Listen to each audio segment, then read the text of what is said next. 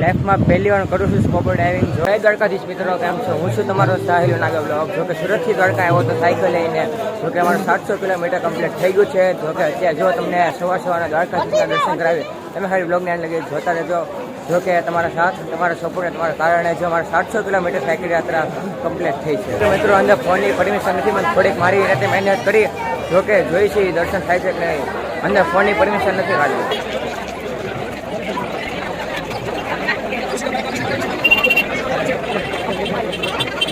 મિત્રો આપણે આવી ગયા છે મંદિરમાં, પણ ફોનની પરમિશન નથી. જોકે થોડીક મારી મહેનત કરી. જોકે જોઈ ફોન આપે છે કે નહીં.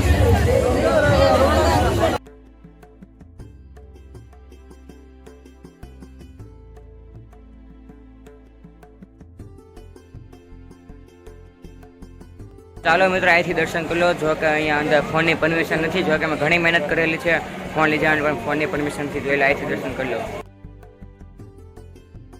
જય દ્વારકાધીશ મિત્રો. જો કે અહીંયા દ્વારકામાં પણ આપણા ફોલોઅર્સ છે. જો કે આપણે નામ પૂછીએ, શું નામ છે ભાઈ? ગિરીશભાઈ. જો મિત્રો દ્વારકામાં પણ આપણા ફોલોઅર્સ છે. ભાઈનો ખૂબ ખૂબ આભાર. આવી રીતે તમારો સાથ આપતા રહેજો. જય દ્વારકાધીશ.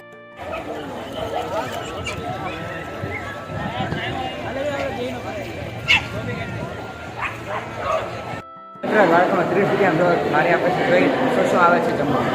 મિત્રો તમે 30 રૂપિયા દ્વારકામાં જો શાક, આ બુંદી, ખમણ, દાળ ભાત ને રોટલી તમને 30 રૂપિયા માટે જમવાનું આપશે દ્વારકામાં.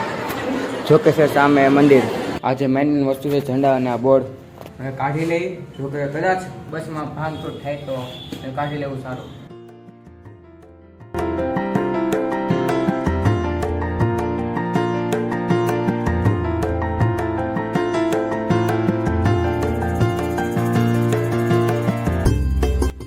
મિત્રો માં દ્વારકાના દર્શન કરી લીધા છે. બસ અહીંયા દ્વારકાના આગળ સિંહદેવ આગળ મંદિર છે, નાગેશ્વર મહાદેવ મંદિર. જો કે અહીંયા કદાચ આવે છે કે 12 જ્યોતિર્લિંગ માનું છે અહીંયા. તમને થોડીક કમેન્ટમાં કહી દેજો. જો કે જો અત્યારે પોગી ગયા છે, સાથે તમને પણ ઘર બેઠા દર્શન કરાવી દેશું. આ છે આપણે નાગેશ્વર મહાદેવનું મંદિર. જો કે હું તમને ઘર બેઠા દર્શન કરાવું. તમે ખાલી બ્લોગને લગે જોતા રહેજો.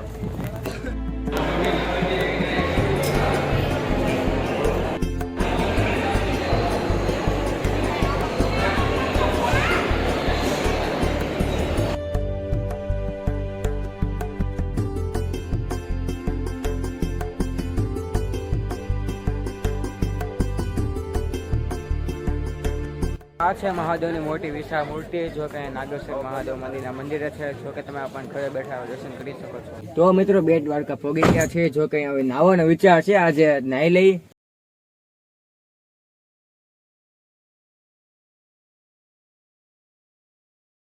ફાઇનલી સ્કૂબા ડાઇવિંગ કરી લીધી છે. જો કે તમે વાતના પૂછેલી કરી છે.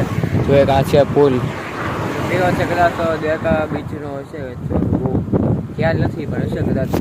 પણ છે ને આ જે પુલ છે ને આ કે એક નંબર છે અને મસ્ત પુલ છે. તમે જો અહીંયા આવો ને તો ફોટા પાડવાનું ભૂલતા ને, કાંઈ ફોટા મસ્ત આવશે. જો કે ફોટોલા મૂકીને ફોટા પાડી છે અમે. અને આ સાઈડ જુઓ મિત્રો અત્યારે આવ્યા છે બેટ દ્વારકામાં. જો કે દર્શન કરવા તમે પણ ઘર બેઠા દર્શન કરાવીએ. મિત્રો ફાઇનલી બેટ દ્વારકાના દર્શન કરી લીધા છે. જો કે મિત્રો તમે ખાલી એક કહું જો મિત્રો તમે ગમે મંદિરે જાઓ ને, તમે અહીંયા દ્વારકા મંદિરે આવવાનું ભૂલતા ને. જો કે તમે દ્વારકા મંદિરે આવશો ને એવું સુકૂન તમને ક્યાંય નહીં મળે. એટલે તમે દ્વારકા મંદિરે આવવાનું ભૂલતા જ નહીં. જો કે તમને સુકૂન બહુ મળશે દ્વારકા મંદિરે. બસ દ્વારકા મંદિર જો દ્વારકા આમ બધું પાણી. જો કે હવે જાય ઘરે નહીં, ઘરે ન જવાથી ચોટીલા જવાનું છે વિચાર. ચોટીલા જાય ત્યાંથી તમે ચોટીલા દર્શન કે તમે ખાલી બ્લોગને લગી જોતા રહેજો. મિત્રો દ્વારકામાંથી જાય. જો કે મેં દ્વારકા મારા કુટુંબ હાથું જો કે પ્રસાદી લીધી છે. જેને જો કે મને ઘણો બધો સાથ સબંધ પ્રેમ આપ્યો છે. જો કે અહીંથી પ્રસાદી લઈ લીધી છે. હવે જવા છે ચોટીલા અમારે. જો કે એના દર્શન કરીને ખાલી ડુંગરો ચડવા દર્શન કરી લઈએ. દ્વારકા બીજી વાર ક્યારે અવાય જોઈએ. જો કે હું તો અહીંયા આવીશ તો બીજી વાર આવું તો ઠીક, ને તમે તો ફરજિયાત આવજો. જો કે અહીંયા તમે આવશો ને તમને અહીંયા સુકૂન મળશે દ્વારકા. હવે તમે આવવાનું ભૂલતા નહીં દ્વારકા.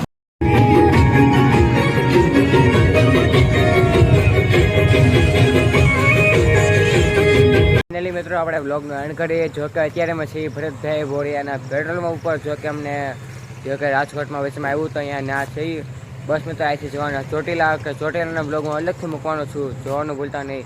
આઈ હોપ તમને આ વ્લોગ સારો લાગ્યો છે. સારો લાગે તો લાઈક કરજો, શેર કરો, આપણી ચેનલને સપોર્ટ કરવાનું ભૂલતા નહીં અને આવડે 5 લોકોને શેર કરવાનું ભૂલતા નહીં. જય દ્વારકાધીશ, જય ચામુંડમાં.